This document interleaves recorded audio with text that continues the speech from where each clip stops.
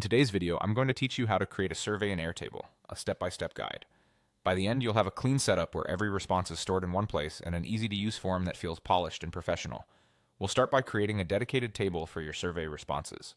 In your Airtable base, add a new table from scratch and name it Survey Responses.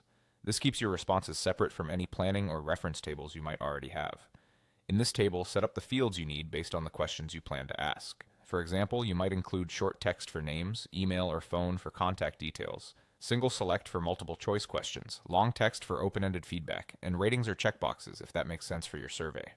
Use clear descriptive field names so your form questions read naturally, like "How satisfied are you?" rather than something vague. If you track metadata such as created time or internal notes, those fields belong here too, but remember they're for your team's eyes, not your respondents'. Take a moment to order the fields logically, group related questions together, and keep required items near the top to reduce drop-off. Next, switch to a form view for this table. Open the Survey Responses table, add a new view, and choose Form. Give it a friendly, recognizable name like Survey Form so it's easy to find later.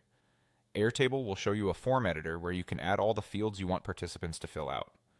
Drag to reorder questions so the form mirrors the structure you set in the table. If there are fields you don't want participants to see, such as created time, internal tags, or anything meant for administrative use, hide them in the form.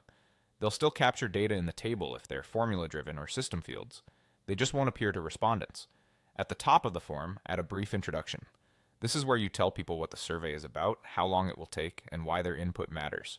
Keep it concise and friendly, and mention any privacy notes if you're collecting personal information. In the form settings, consider marking essential questions as required and writing clear help text for anything that might be confusing. Consistent wording and a logical flow go a long way toward higher quality responses. That's it, your responses will flow directly into the survey responses table, neatly organized and ready for analysis.